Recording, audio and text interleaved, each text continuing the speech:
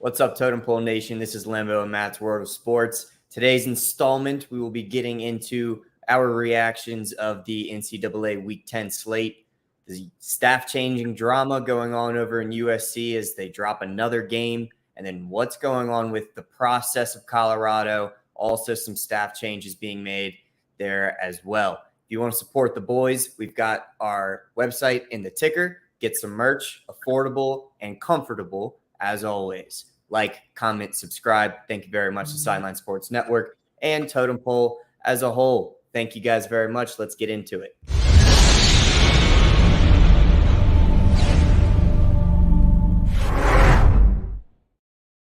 All right, ladies and gentlemen, like I said, it's Monday night. Like I said, we're about 16, 17 days away from Thanksgiving. And, the best part about football is around Thanksgiving when it comes to NFL and, of course, the final week of college games. But Week 10 has been very, very interesting with some matchups and some key upsets. But first, we have to talk about USC. Now, USC and Colorado are in the same situation a little bit defensively. Now, we mentioned a couple weeks back when USC and Colorado played each other, and Colorado played another opponent before USC. They gave up 90 points in 2 games.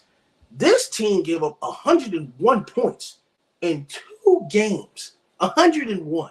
Now, Alex Grinch, who was the defensive coordinator for Oklahoma under Lincoln Riley before they both moved together at USC. I've said this on multiple occasions. I said USC is great on offense, but I think Lincoln Riley never prioritize defenses. And when he had all these quarterbacks in Kyler Murray, Baker Mayfield, Jalen Hurts, and now with Caleb Williams, I feel like he just let the team down in general because you don't have great special teams and you don't have a great defense. And I don't know why it took Lincoln Riley this long to fire him. You should have fired him, but before you started losing. So they fired him.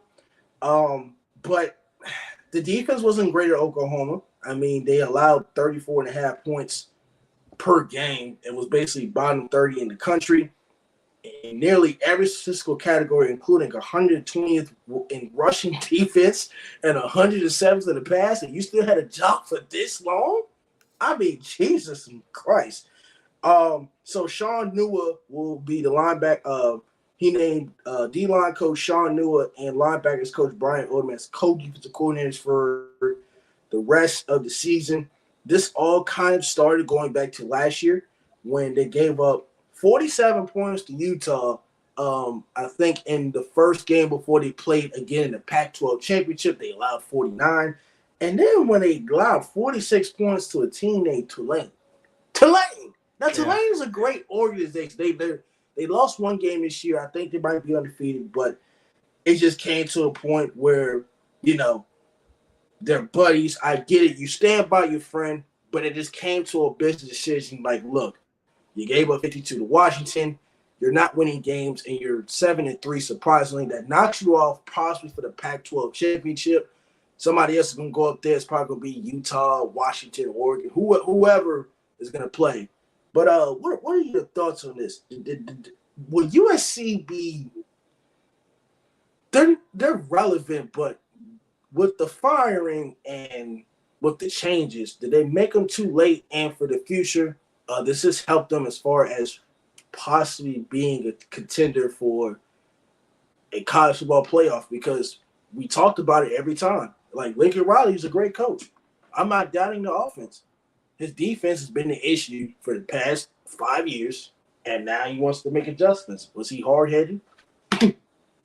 Yeah, I mean, he might have been a little bit late to the party on this one. I feel like all of the complaints really have been on the defensive side of the ball. You're not complaining. I mean, obviously, Caleb hasn't played his best games these past few weeks, but he's still, going to be one of the top 2 quarterbacks taken off the board. He's still, regarded as one of the best prospects for the NFL in recent years. And in some people's minds, which we both disagree with, some people think ever.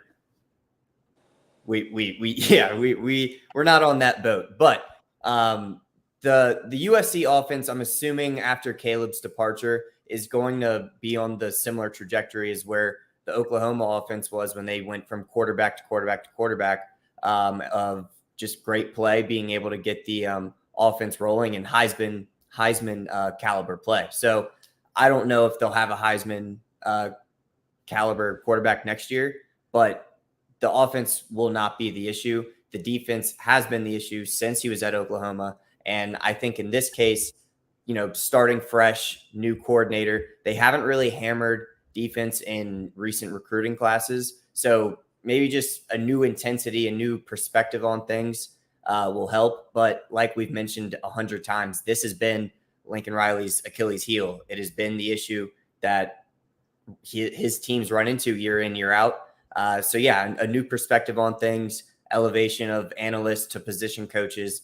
It maybe, sparks a fire under these guys' butts, and they can, change it up in the coming years. But, Lincoln's got to get it figured out with a permanent replacement if he doesn't want to stick with this position coach as the interim long-term. There's just a lot riding on it, and there's always a lot riding on it with these defenses. And like you said, they've always fallen short. So hopefully, this is a sign that he's taking it as like a main priority. All right. Despite that, Washington beats USC 52-42.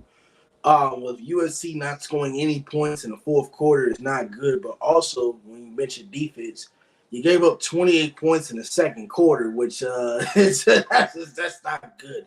Now, I understand Washington is a great, high-powered offense. I get it. But 28 points in the second quarter is just damn near outrageous. I mean, Washington had his way. I understand Michael Penix threw an interception, but Dylan Johnson with 256 yards rushing and 4 touchdowns and 26 carries. I mean, they had a total of 316 yards. Obviously, the Washington defense gave up 203 yards on the ground. But, I mean, USC was basically, I think, unranked this week. 7-3. I think they've lost like 2 of the last 3 games. The bad loss to Notre Dame. This loss, and I forgot who else they lost to before that. I guess they've really just put disappointment in USC fans. Not only that, if Washington only got to win 3 more games consistently. If Washington plays the way they play, and I understand the defense is a little bit suspect, but I said I trusted their defense over USC. Washington is the most consistent team in the Pac-12. They're better than Oregon. Oregon's competitive, obviously. They're second best in the Pac-12. Washington is competitive. There's a possible way. So they're sitting at 5. There's a possible way they can sneak in that top 4 if Ohio State, Florida State, Georgia, Michigan lose, which the main team that's probably going to lose is probably Ohio State. Can Washington sneak in the college football playoff? Well, you saw me make a face. I personally think Oregon has been more consistent than Washington. Washington, they haven't looked like, I mean, obviously I'm saying that after they just scored 52 points. So don't, take this as with a grain of salt. I'm not shitting on their offense, but consistency wise, before this game, the offense kind of was sputtering a little bit. So it was nice to see them, get back to the level that we're used to seeing them play. But I think Oregon's a more complete football team. I trust their defense before Washington's. And I think if you were to replay that game between these two teams earlier this year at Oregon, Oregon wins by a couple scores.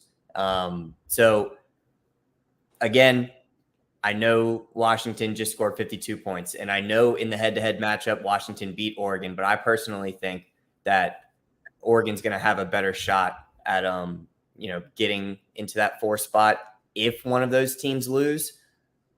But I mean, if Ohio State is ranked number 1 in the college football playoff rankings because they have the best resume. So if they do lose a game, and most likely it would be against Michigan, if they do lose that Michigan game, I don't know if that's enough to drop them from 1 to 5 unless, Oregon or Washington just annihilate the rest of their opponents and destroy whoever they play in the Pac-12 championship. I don't see that as the most likely outcome. So I think it's pretty locked in. I think the only way another team replaces like Florida State is if Florida State, plays down to their opponent like we've seen them do like only twice this year. So personally, I don't think the top four is changing. I don't really think Oregon or Washington are going to sneak in, which is a shame because it's the last year of the Pac-12, and the Pac-12 has been like one of the best conferences in the country. So it's a shame, but it is what it is. Since you mentioned Florida State played out of competition, Florida State and Pittsburgh, it was a very close game in the third quarter until Florida State pulled away with 2 back-to-back touchdowns. As I watched Jordan Travis, he 22 of 36 for 360 and a touchdown. It's an okay game, mid-game. Just because, Pittsburgh, I knew they was going to be competitive. It's not easy. They were at Pittsburgh. I knew it was going to make it somewhat competitive. They pulled away with the touchdowns that they needed. They ran the ball for 138 yards, but Ja'Kai Douglas with 6 attempts for 115 yards. Pittsburgh made it a game, but when you only score 1 touchdown in the second quarter and your defense falls out, it's not really much to say. Like I said, Florida always lost this game. It was kind of like the Boston College where you blew them out and then they got very close. This is the game where it was very close and then they pulled away. So I was very nervous for Florida State in the third quarter. What are your thoughts on this game? And Florida State, I think, does play Miami this week, so they can't get too comfortable. Yeah. It's so we'll get into this later.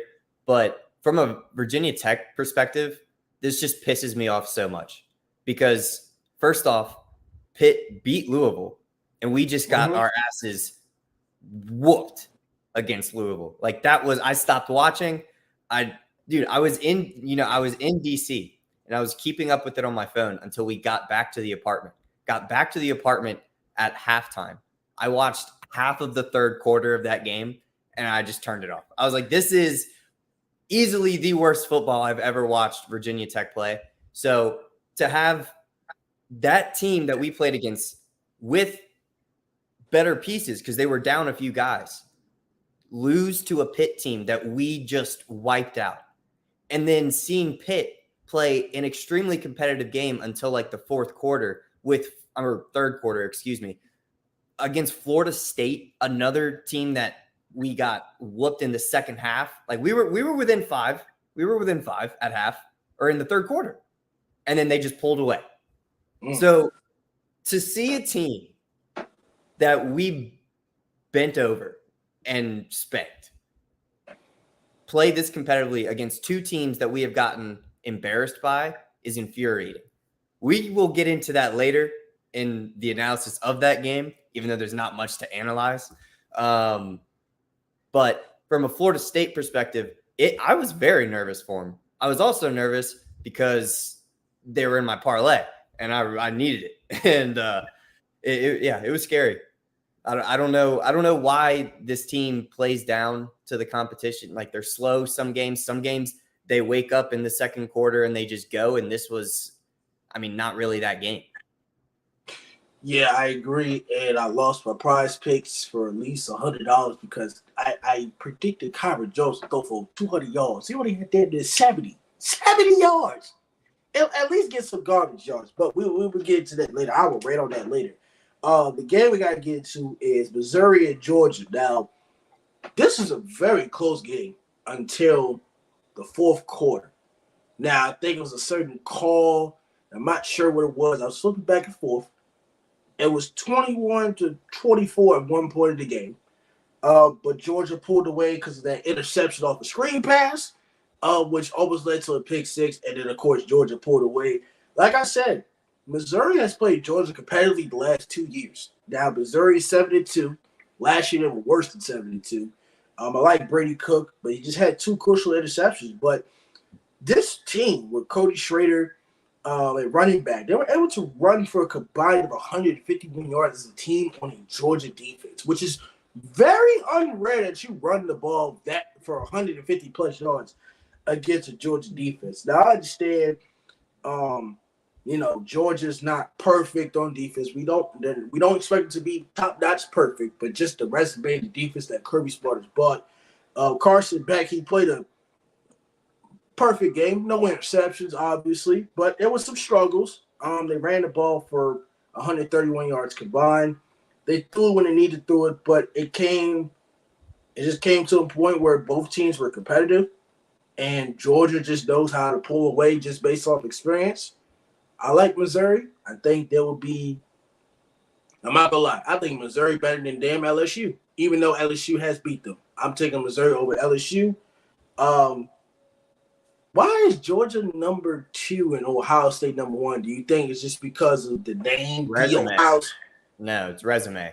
If it was on name alone, then it would be Georgia because they're the back-to-back national championship. Okay, so the question I kind of meant to ask you, since you're right, this resume, you're right.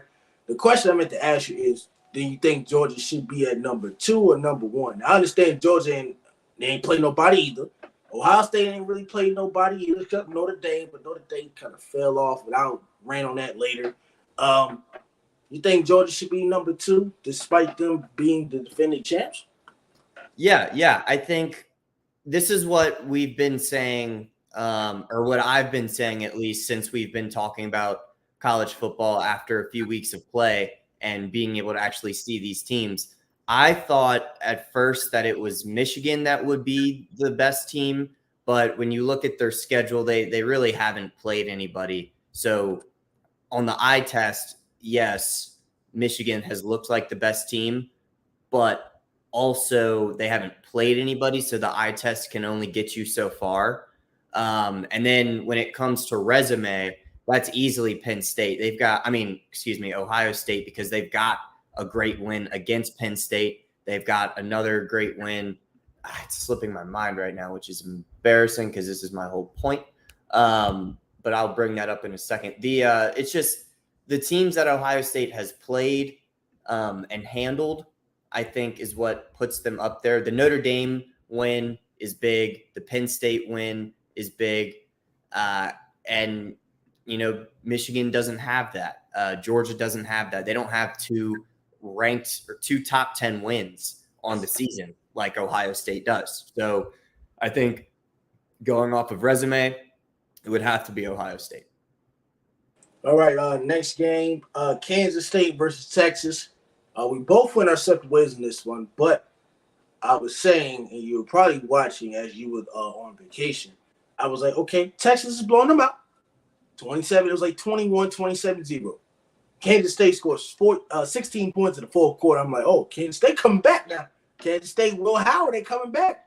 Now, I understand they had no Quinn Ewers, but Malik Murphy did throw a crucial 2 interceptions against his Kansas State defense that woke up in the second half. His QBR was 49, but Will Howard's was 57, so it wasn't all that great. Kansas State could run the ball. Texas ran the ball a lot better. It just came down to Texas barely surviving. Now, maybe I don't like the strategy of them going for it on 4th and goal in overtime, but I thought I kind of liked that. I understand from the coach that he didn't want to give Texas another chance or give them the ball back in the second overtime. The quarterback eventually just damn near slipped. I was like, damn, he ended up slipping. I wanted the upset pick, and then he just slipped, and I was like, damn. I understand Texas 8-1. They got that big win non-conference against Alabama. They lost to Oklahoma, which would get into Oklahoma losing to Oklahoma State. I was damn near right about Oklahoma State. But is Texas back? And what are your thoughts on Kansas State? I mean, we don't talk about Kansas State enough. I get it. They've been very successful in basketball the last couple of years. They beat Kentucky, obviously. They made some runs in NCAA basketball-wise. But we got to put some respect on Kansas State. I understand they're 6-3. They've been through some up and downs, but they play competitive. They just won the Big 12 championship last year. And 6-3 they lost. Deuce Vaughn hasn't done a damn thing on Dallas, but on Kansas State, he was a bell cow running back for this team. And in this game, at least, their running backs couldn't do a damn thing. Quarterback play has been a little bit down this year. I don't want to say down, but inconsistent is the better word to use. And it's obviously every year there's a lot of turnover, especially now in college football. So you can't expect like the exact same success. But I agree. I think Kansas State needs to be talked about more. I mean, I think if they weren't in the middle of Kansas, which is like the most boring state in the United States, there's nothing in Kansas, bro. There's absolutely nothing. I've driven straight through Kansas before. It's just hours and hours of fields and windmills. It's nothing out there, bro. So, I think if they were in a larger market, then we would talk about Kansas State a lot more because they have had success the past, few years. Now this year, like I said, a lot of turnover on the roster. The team isn't the exact same, but they were still a ranked team. I didn't really give them the respect maybe they deserve because I didn't think this game was going to be super close. Malik Murphy, I guarantee you we will talk about him come January or February, transferring to a Power 5 school to be the starter. I would not surprise me at all because you see where Texas is going to want to go. I would assume they want Arch to start getting some PT. So I would put a pin and remember Malik Murphy transfer portal later this year. Now, this game specifically, they almost choked it away. So I'm not – but, like good teams, I'm really split on if I'm ready to say Texas is back or not. Because good teams find ways to win tough games. That is a fact. This was a tough game. On the same breath, though, I can also say that they should have just put this game away in the third. They didn't. So that's why I'm 50-50 here. I'm not exactly sure where to go with it. And it's like normally you can go to just the box score and look at how many rushing attempts they had, and you can point to that and be like, see, they didn't run the ball enough to run the clock out. They did run the ball enough to run the clock out in this game. Their defense just let up. The defense just let them, so like it complementary football, if your run game is working, it gives your defense more time to rest. In turn, your defense plays better. That is the AB logic of complementary football, correct? So in theory, the second half should have been fine for them. And it just wasn't. So that's why I'm on the fence. I'm not ready to say they're back, but I do think, looking at the remainder of their schedule, I don't see a loss. So it's hard to say that they're not back. I think this is going to be a one-loss team going into the Big 12 championship. They could lose to TCU. Now, I understand TCU ain't the same team with, everybody went to the NFL after that national championship run that nobody expected them to go to, but we'll have to figure out. It's college football. Anything can happen. But I was right about this game. Oklahoma versus Oklahoma State. I like Alan Bowman, the quarterback. I mentioned that a couple weeks ago. The Oklahoma defense, we've mentioned it, and Brett Venables mentioned a couple weeks back before they start going this run, even after they beat Texas. Like, this defense isn't really all that. Now I understand Oklahoma defense gave up 146 yards rushing. Also, Oklahoma State gave up 148 yards rushing. It just came down to very crucial plays. They let one receiver go off, Rashad Owens, 10 for 136, but also they let Drake Schutz go off as well, 12 for 134. I get it. They let one receiver, each receiver went off on each team, obviously. The crucial thing was the fumbles. 2 lost fumbles by Oklahoma, which was very, very crucial. And, of course, it came down to a 4th and 2. And I don't like the play call because why are you running short of the sticks? I don't understand. It's 4th and 2. Why are you running short of the sticks? You're supposed to run beyond 2 yards, not a yard and a half, and then expect them, even if he caught it cleanly, he would have been stopped a yard short. I've mentioned this. Oklahoma State, they struggled. I get it. They've lost to a worse team sometime this year, and it was like, oh, Lord, they're bad. They tightened up. They beat Oklahoma. They got some big wins. One What are your thoughts on this game? And eventually, when we did the top 10, we had Oklahoma probably somewhere with 8, 9, 7, whatever you had them. I had him at 7 or 6. 7 and 6, yeah. So they folded. They folded on Kansas, but I knew they was going to fold on Oklahoma State. They're just because not one, they're on the road, but even when Lincoln Riley was there, they had some problems with Oklahoma State in the past. So what are your thoughts on this game? And, of course, Oklahoma's college football playoff hopes do come to an end with back-to-back losses. Right, yeah, they definitely do. Dylan Gabriel, where he did, he was successful in getting air yards, couldn't really put the ball in the end zone, and he had 2 fumbles. One, luckily, they recovered. And then also an interception. So I don't have the official number in front of me, but the past 2 weeks in their 2 losses, he's turned the ball over, I want to say like 5 times. So I think he had less than 5 turnovers going into that game last week against Kansas. And then in the next 2 weeks, turns the ball over 5 times. It's not entirely on him, but you play a 7-2, or now they're 7-2, but a 6-2 Oklahoma State team, a rivalry game, the last of this rivalry game for at least the next few years.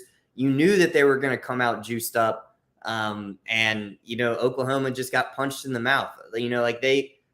Because I think that they're a more talented team. Now, obviously, this game was going to be close, so I don't want to talk about it like they got blown out or whatever. This was a close and competitive game, but when it came down to it, Dylan Gabriel couldn't put the ball in the end zone, regardless of how many yards he had. He had 1 touchdown on the day, and a week where, one of the best offenses in the country only put up 24 points. It's not what you would expect from Oklahoma. I thought that they would win this game by like 10, like it would be competitive until the 4th, and then they put a little space. That's how I saw this game going. Obviously, that's not how it worked out. Drake Stoops, I love the guy, but at the same time, like, this is Oklahoma, dude. You've had CeeDee Lamb, you've had, dogs go through this program.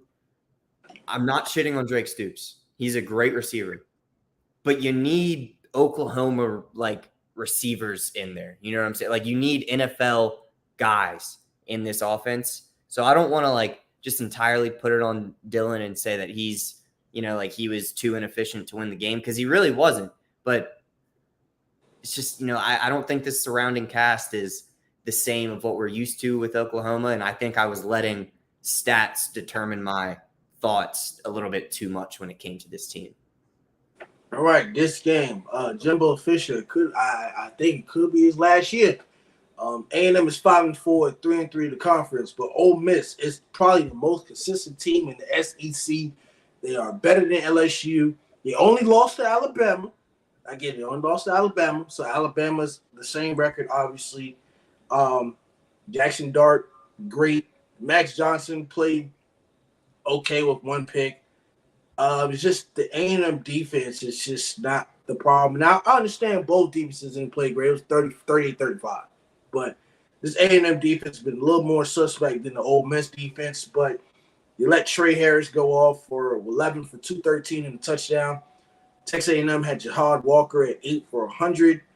It came down to the final possession, so it was very, very competitive, obviously. But we both picked Ole Miss because, what Lane Kiffin has been able to do, turn around that Ole Miss program. Great. He's learned under Saban. He's learned from his early coaching mistakes from Tennessee to USC. He's grown. He's matured.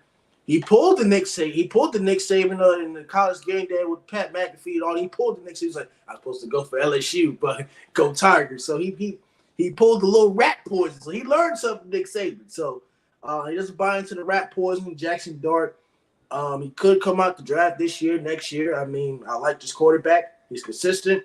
Rashawn Jenkins is a great running back. Ole Miss has a great defensive line, but Ole Miss is able to now finish games they weren't able to finish last year. What are your thoughts of this game? And could this be Jimbo Fisher's last year, despite bringing in think it's Bobby Bowden or whatever from Louisville, former Louisville head coach or whatnot. It's the offensive coordinator. Could this be Jimbo's last year? If they lose out, yeah, but I don't think that'll happen. I think they give him one more year. First off, it's Bobby Paterno as the OC. Go ahead. Not Bobby Bowden. Bobby Paterno. Go ahead. Yeah, so their starting quarterback being out this year is not the best, thing for success. So I think the guys that would be in control of making that decision would take that into account. And then also taking into account, like Jimbo could very well, if he's fighting for his job, right? So this is a scenario that we don't know is accurate, but if he is in a position to be fighting for his job, something that he could say is that we had 2 years ago the number one recruiting class. We have another good one here and another one last year that was okay. But this coming up season next year will be the season of that recruiting class. Like they will be redshirt sophomores and juniors. They will be in the lineup, spread out everywhere. You let the number one recruiting class with a great quarterback who will be back from injury next year. You put all that together. I think you give him one more shot with the best product Texas A&M will have since he's been the head coach. So that's why I think you give him one more year, because I think on paper next year that roster is going to be the best that it has been since he's been a head coach. And you want to see the guy that you're giving all this money to, you want to see why you're paying him that much, and that's to reach success with great players that he's recruited. So, I feel like if he were to leave, the quality of recruiting classes would go down, and it would just be a lot of turnover, which I don't know is the best thing for a Texas A&M team that seems to be like just a few small adjustments away from being competitive. Also, if they fire him, his buyout contract is worth at least $70 to $80 million.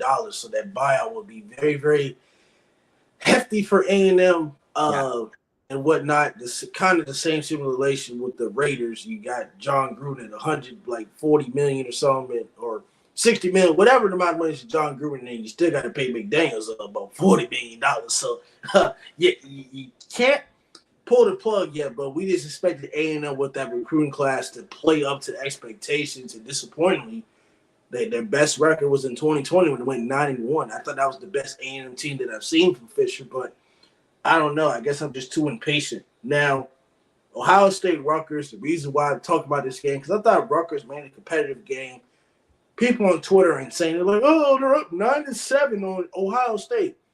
Ohio State's had slow starts, obviously. We've seen this with the slow starts, and then they'll just dominate the third and fourth quarter. Kyle McCoy is not a C.J. Stroud. He's not a, what's it called? What's his name? A Dwayne Haskins and a J.T. Barrett. I get it. It's his freshman year. It's game 9 for him, obviously. They got the run game with Trayvon Henderson. They got the best, receiver in the game, and Marvin Harrison Jr., obviously. Ohio State defense is a little bit better than it was last season. Rutgers made it competitive. They beat Virginia Tech, by the way, very, very badly. So Rutgers at 6-3 is really not disappointing for the Big Ten, despite the competition that they played. I'm not sold on Ohio State being the number one team. I get it because of resume, but I think Ohio State will be frauds when it comes down to Michigan, which they play in the final game of the year, 2 days after Thanksgiving. They'll beat Michigan State. I'm not saying it'll be easy. They'll beat Minnesota.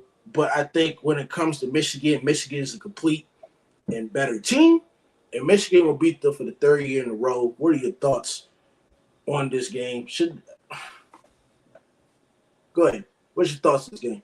On this game and specifically, I wasn't too worried at halftime when Ohio State was down. I figured that they would come back and win. TreVeyon Henderson is a dog. He is insane.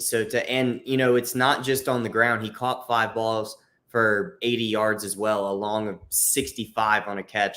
In a game where Marvin Harrison Jr. really didn't have that big of an impact until the fourth quarter.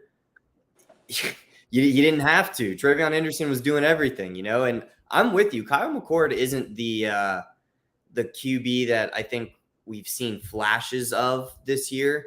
It hasn't been a consistent, wow, this is an Ohio State quarterback type moment, especially with, the success of their quarterbacks in college in the past 10 years. So I don't want to say it's a new way of winning for them, because Ohio State always seems to have a great defense, but their defense this year, I feel like, is one of the best we've seen in recent years out of Ohio State. So with some of the inefficiencies of the QB, when you have a two-headed monster in the skill positions with Trevion Henderson and Marvin Harrison Jr., and then one of the best defenses in the country in every single category, it just gives me a lot of faith in Ohio State. I was on the same boat with you when it came to Michigan and Ohio State. I might be going the other direction pretty soon. I don't know. It's just because of the strength of schedule difference. I wasn't giving it enough credit.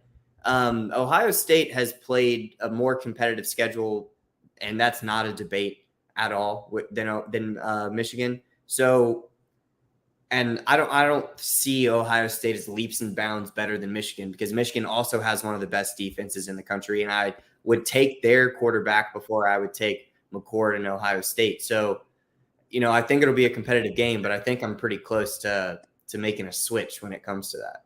I'm not there yet. But I'm pretty close, I think. You might make that switch. I know your brain. You'll make that switch. It's just a matter of time when you make that switch. This game, LSU versus Alabama, I thought it would be a little bit – last year was a little high. Score was 32-31, obviously. 42-28. Now, both of these quarterbacks rushed for probably a combined of 300-plus yards. The run game was the quarterbacks. Jaden Daniels rushed for 163 and a touchdown, but I told you, I picked Alabama because the LSU defense was awful. Now I understand Alabama gave you 28 points as well. They got some fault in this. But 4 rushing touchdowns from the quarterback, yeah. Brian Kelly, he didn't make no damn adjustments. 4 rushing touchdowns from the quarterback when he didn't throw none. Jace McClendon had a rushing touchdown as well. And, of course, Roydell Williams had a touchdown as well. So they had 6 touchdowns combined basically off the running game, combined for 288 yards. LSU had 206 yards, but literally almost all the yards was the quarterback. Now, Jaden Daniels was out with a concussion late in the fourth quarter.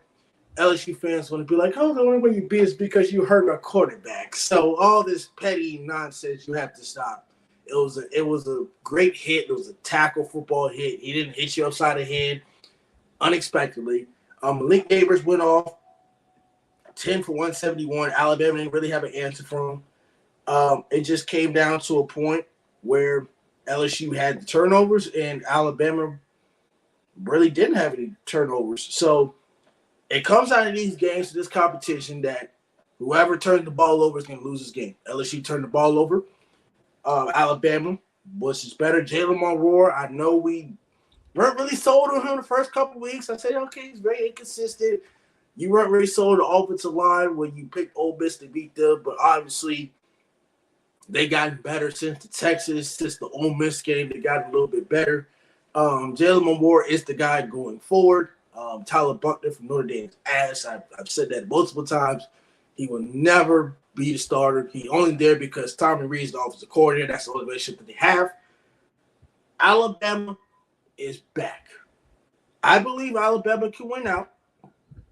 And depending on what the other teams do, they will probably be the final team in the top 4. That depends on what Oregon does. It depends on what Washington does and Texas. So I think and Florida State. Florida State would have to lose. Florida State, yes. Yeah, and Florida State, yes. I forgot to mention that. But, yes, you think Alabama will sneak in there. And LSU at 6-3, with Brian Kelly, it's disappointing to fans because, you know, they can't beat Alabama. They can't beat Florida State. They couldn't beat Ole Miss. What's your thoughts on LSU? How much time do they have to rebuild to be a championship contender in Brian Kelly's second year? And do you think Alabama can squeeze in there? So I'll start with Brian Kelly and LSU. So Jaden Daniels isn't going to be there forever, obviously, but they do have – we've gone over their recruits. And I like what – I like what we've seen when it comes to this recruiting class, and then recruiting classes in the past as well. So you got to give Brian Kelly at least a few recruiting cycles to, build his team. You can't, put him on the hot seat in his second year just because they're, winning either at 6 right now, probably be like a 9-win team at the end of the year.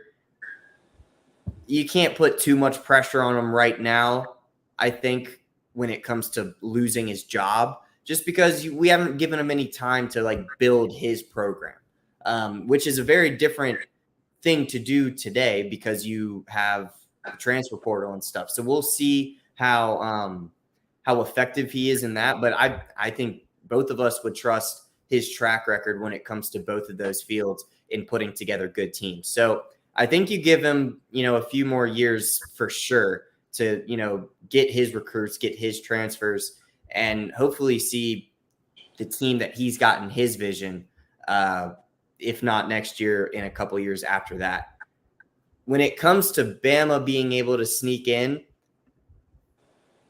I don't know, because I agree they will win out. I think, they beat Kentucky. Chattanooga being a November game is pretty ridiculous to me. And then obviously they have the yearly game with Auburn.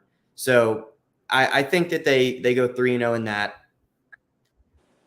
The issue is, do you trust that Florida State, Washington, and Oregon, and Texas, depending on where the rankings put everybody, when they come out on Tuesday, I believe, do all 4 of those teams lose? Maybe. Probably week 11 they'll lose. Probably the week before Thanksgiving, one of those 4 teams or 2 of those 4 teams is going to end up losing. It's just a matter of when.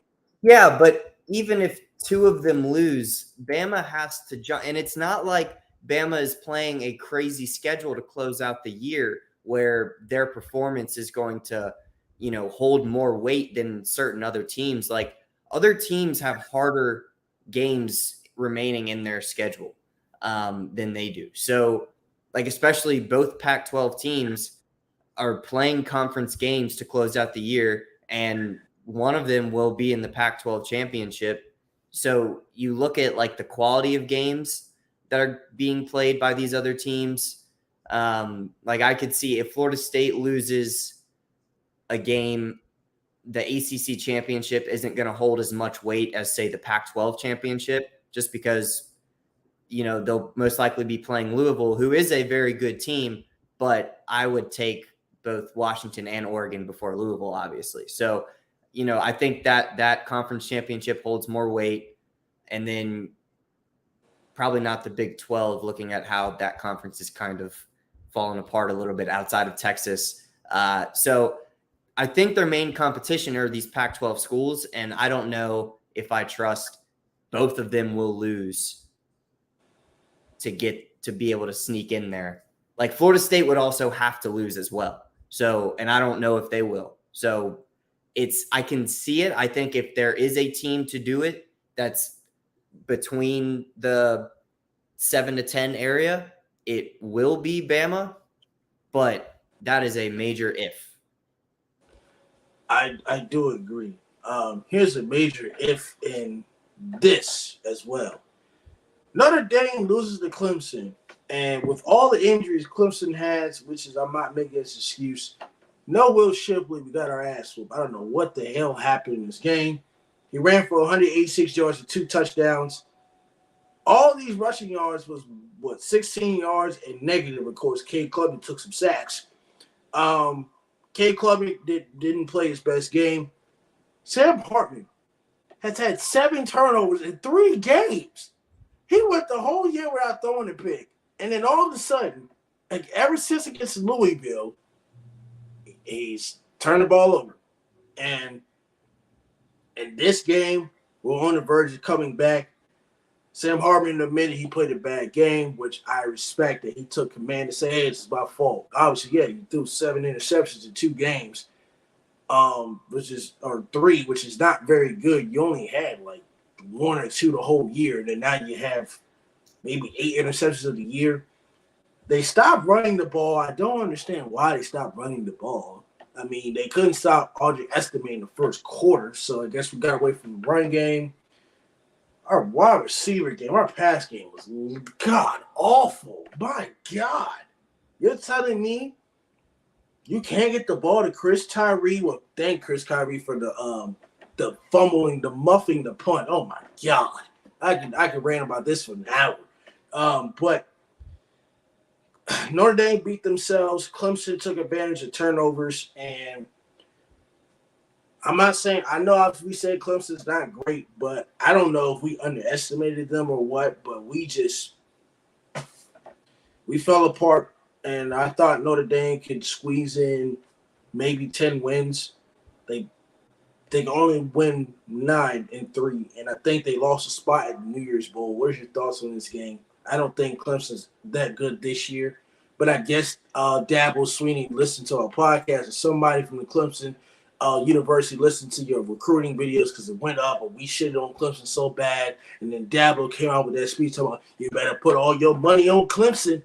I'm still not doing it this year. I may do it next year, but I'm not putting all my money on Clemson this year. I'm not doing it. We barely going to be bowl eligible. Yeah, I'm not either. So Sam, obviously, he threw 2 picks last week. He's got 2 picks this week, and then against Louisville, he threw 3. So those are his 7 interceptions this year. And it's in the 3 losses. So every game that he turns the ball over, they lose. And it's not – I don't want to put it all on him. He did play horrendous, right? But he did contribute on the ground. Audric Estime, 17 carries, 87 yards, 5.1 per carry and a touchdown. I agree. They should have been giving him the ball more. And the wide receiver room, it's never been the most star-studded. So I don't want to, say – besides, Michael Floyd, Chase Claypool, and yeah, but that's 1 per class, right? Or 1 per – right. You know what I mean? So it's not like they've always got a roster of studs at wide receiver. They've got guys that work with their offense. But damn, they need somebody, dude. I feel like they don't have that one guy per class type deal right now. They just don't. If your best receiver, and trust me, I watched Chris Tyree destroy every single high school team that I watched. That awful, right? We transferred him to he was a running back. He lost a running back spot. Exactly. My point being is that I understand how talented he is. I've seen it firsthand how good this guy is at football. So I'm not shit talking at all. But I don't think a converted running back to wide receiver that's big in size when it comes to weight and muscle, but not the tallest guy, not he's explosive. I get it. But a converted running back to wide receiver cannot be your best receiver on a Notre Dame football team. That is, again, I want to reiterate, I am not shitting on Chris Tyree. He is a fantastic football player. But you need someone in the wide receiver room that is a known guy nationally. If you go up to someone on the street and you say, do you know who Marvin Harrison Jr. is? Probably yes.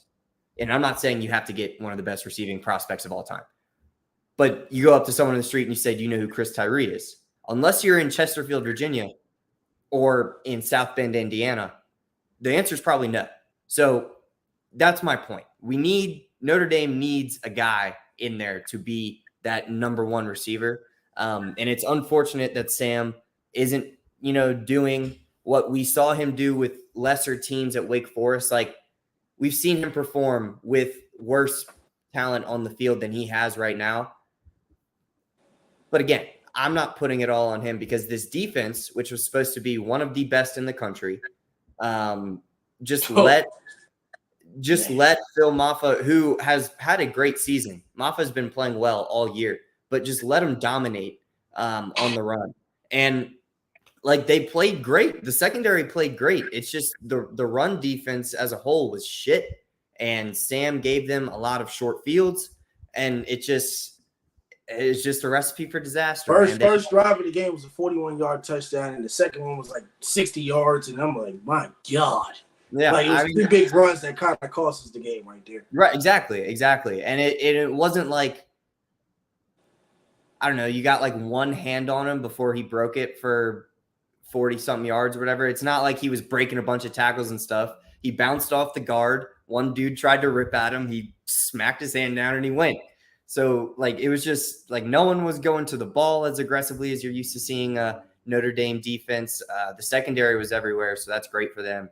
But it didn't result in a win. So there's a lot to work on with Notre Dame. They're going to have a very different team next year as well. So that'll be interesting to see how that team evolves. No Sam Hartman, I'll be hella nervous now. Marcus Stevens done a great job, obviously, taking over the reins of Brian Kelly. But I'm very nervous for them next year. I'm not saying they're going to have a losing record, but just with the transformation not having quarterback, bringing new guys, it's going to be nervous, but hopefully they play well. Now, Virginia Tech versus Louisville, oh, my God. I think I watched this game from start until midway through the fourth quarter, and then I cut it off because this was very, very embarrassing. Now, you lost, obviously, so I don't know if you have to shave your mustache or what the deal was. What is it again? I'm just not shaving. Like, I'm just growing the beard back. So before I was shaving like every day to just keep it the mustache. And now, as you can see, I haven't shaved since both my teams lost. So this will be back in like. So you're not shaving, right? Yeah, well, it's also no shave November, so that helps. But yeah, the goatee will be back in a week, and then the beard on the side will be back in like 2 weeks. It's just how fast it grows, which is not very fast, obviously, but. This will be back pretty soon, and then we'll see the beard. All right. Well, that was the deal right there. So I obviously didn't win his bet, obviously, because both teams lost. Maybe he should have waited until after they played the Eagles, which is later, and maybe he should have waited until after they played Dayton and Louisville because it was the timing. It was because they both had wins going into the bye week. That was like it was like, yo, I did say that Louisville was probably going to be the team that Tech loses to. I said it that I think Virginia Tech loses maybe one more game this year. And I noted that it was going or could have been Louisville. So I wanted, I knew that this was a possibility for sure. This was an ass whooping. This was it was bad. It was bad. It was bad. This game. Were we too hype on the Syracuse win? Because it looks like from the field, we didn't know what the hell we were doing. We couldn't stop the run again. And I'm like, okay, can we stop the run? No. They let the two big runs that Notre Dame gave up is the same shit Virginia Tech gave up. The big, long runs. Couldn't get nothing going on offense. I had Kyron Jones on prize picks to get at least over 185 yards passing. No, we only got 69. And then you put Grant Wells in there, and he threw a pick. Offense couldn't get going. No, drones threw the pick. Yeah, that's what I said. Drones threw the pick. That's what I said. I'm saying drones threw the pick, and then they put Grant Wells in when I didn't watch the game.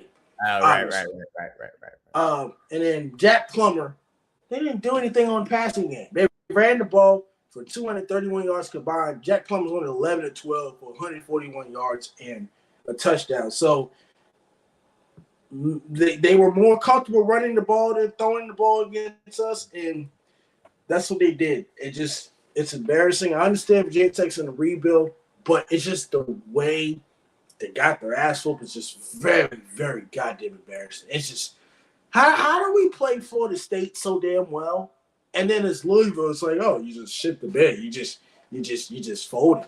What are your thoughts on this game?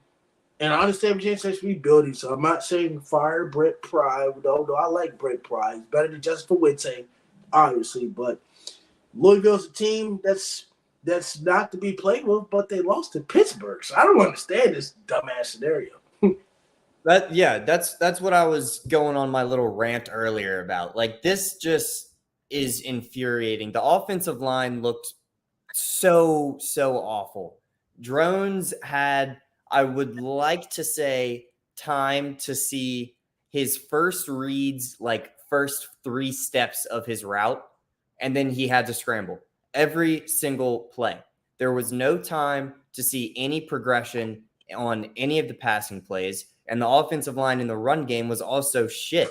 And it's like Drones has had 50 yards rushing in almost every single game that he's played in, and he didn't have the opportunity here because he was getting sacked so much. He was getting pressured on every single down of this game. The offensive line looked as bad as they have looked all year long. We knew Louisville had a good pass rush. They had the number 2 or maybe now number 1 guy in the ACC when it comes to sacks. We had number 1 in Antoine Power-Ryland, but their guy, I'm forgetting his name right now, definitely made his impact. And when we would go to try to double him, it would just give another opportunity to like 2 other guys on their D-line to just bully our offensive linemen into Kyron having to scramble. He threw more balls away in this game than I've seen him throw away in all the other games combined. He had, like, literally, I'm not even exaggerating when I say he had time to look at his first read, make the first 2 or 3 steps of his route before he had to get out of the pocket. And you can't throw the ball if you can't even make your first progression, So I really don't. And the interception wasn't his fault either. That was a great play by Storm Duck. Great play by Storm Duck. I don't know if you saw, he jumped around Felton, smacked it out of there, and it just bounced right to one of the linebackers. So that wasn't on Kyron, but at the same time, the passing game couldn't do anything all day anyways.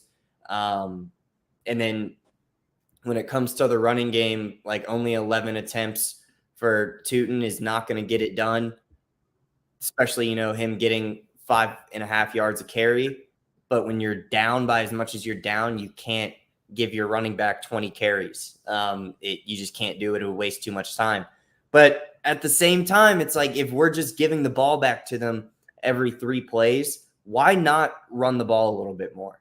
That was, because I don't even want to put this on Bowen with his play calling. I don't want to put this on, maybe a little bit on Bowen. You could get some slants or under routes going instead of long progressing routes when your quarterback has 1.5 seconds to throw.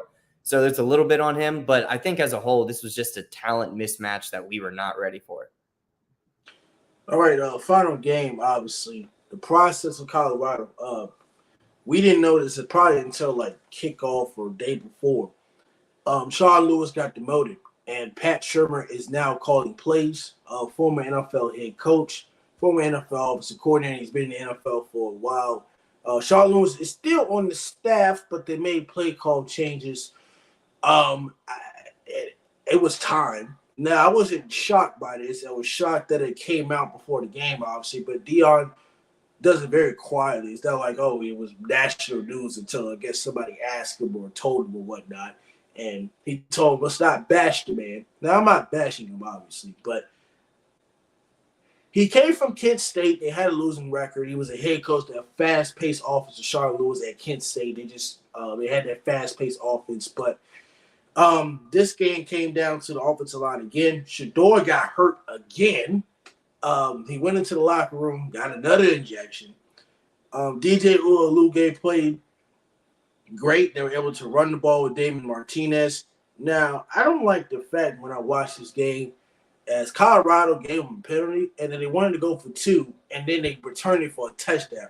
What the fuck does it make if you kick a field goal and go for 2? I don't know what Oregon State did, and they almost led Colorado to come back and win the game. So I don't know what the hell coaches did that was. That god awful. Just take the points. Why did you go for two so bad? You just missed the snap.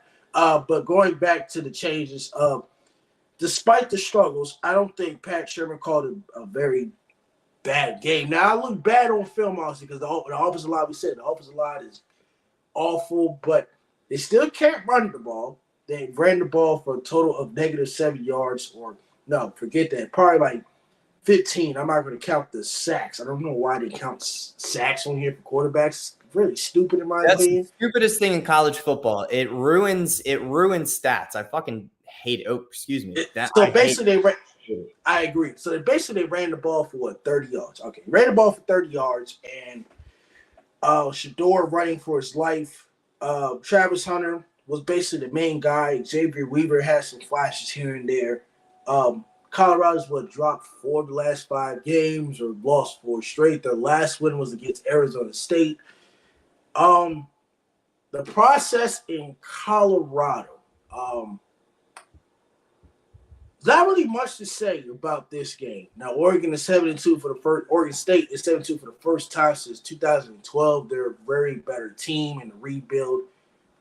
What's the process like in Colorado? Now, we did the Colorado recruiting a very long time ago, and bringing in a whole new roster and keeping one guy from last year, and then the transfer portal. They'll have a team next year, but, and I said it a week ago, there's some jealousy going on with Shiloh, Shador, and Travis. Not them in general, just the team is jealous towards them because of NIL money.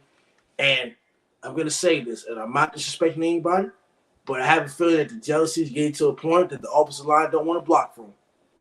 It could be that way. It could be that way. That would be insane. So I don't think that's the case because the running game sucks too. If it were to be like super clear that they just didn't want to block for Shador, I think the running game you would see have a little bit more success than 7 yards combined. And then like in the past, they've lost 5 of their last 6, and I wouldn't be surprised if their average running yards per game was like 20. Like they honestly cannot run the ball at all. We saw it in week 1 against TCU. We were like, damn, this freshman running back's a beast. He's going to be nice. No, the offensive line sucks. It can't pass block. It can't run block. And we've just seen it show its head. I think my initial prediction of 6-6 is very, very, very much in play here. It's right. I got no. Well, it could be wrong. They lose. But I mean, you're right. You're also right. I think they beat Arizona and Washington State, but I also thought that they would find a way to beat, Stanford and UCLA, and that was wrong as well. So it could be a little bit worse than that. I think they beat Washington State and Arizona, but I think they lose to Utah, so it's up to their Arizona beat UCLA. Woo!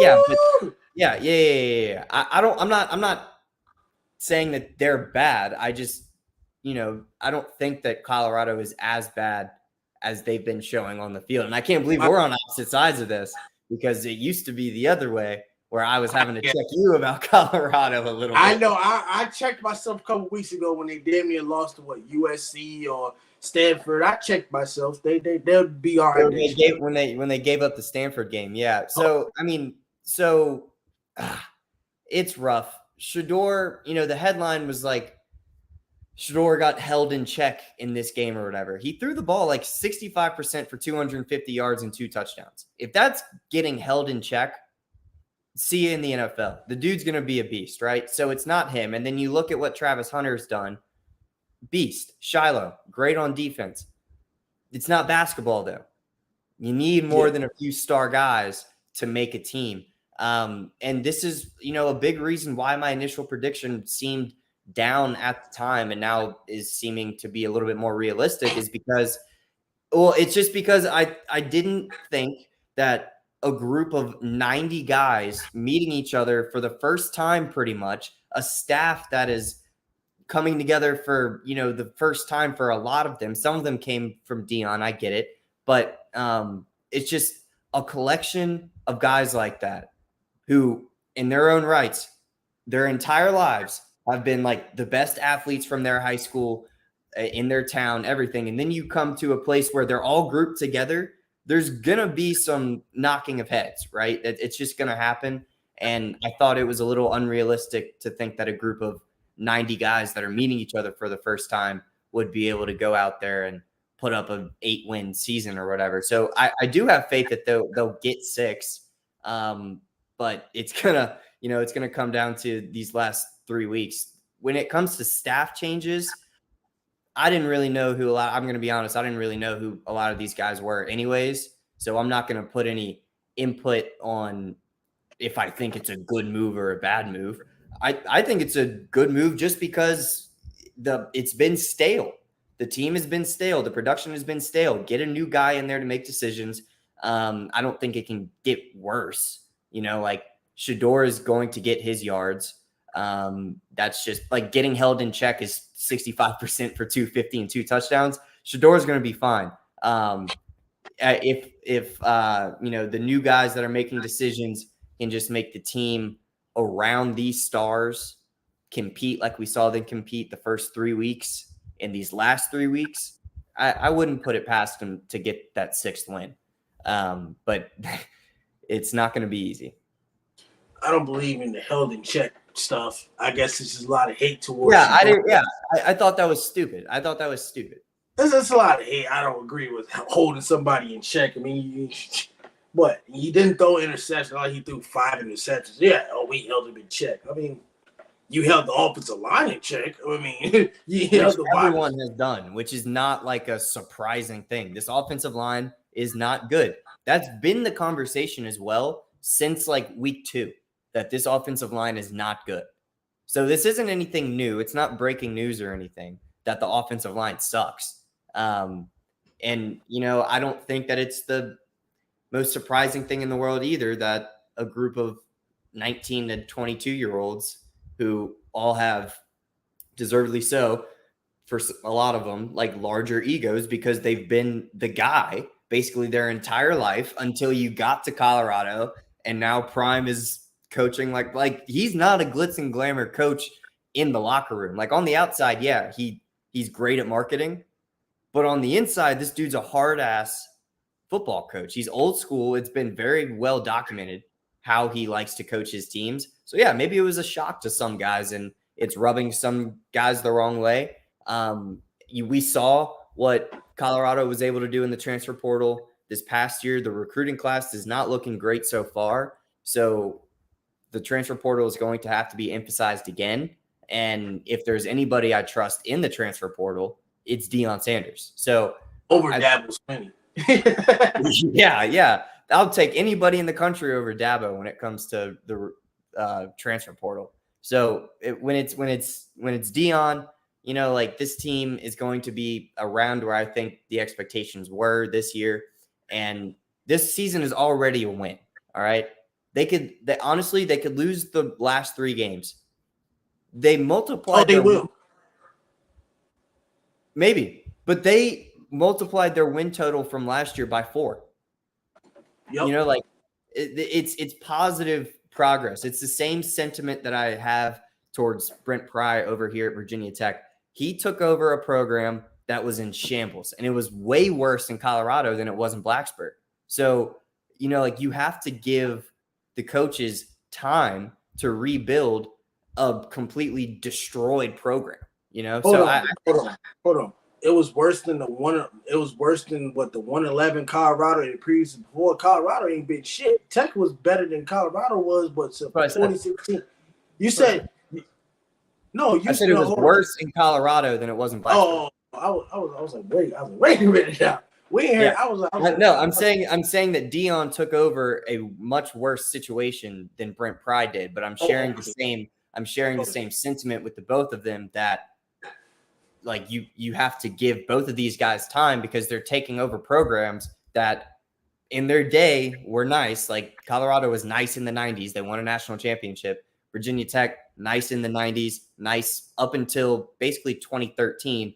And it's just been going down and down and down since 2016. So it's similar issues, and you got to give these guys time.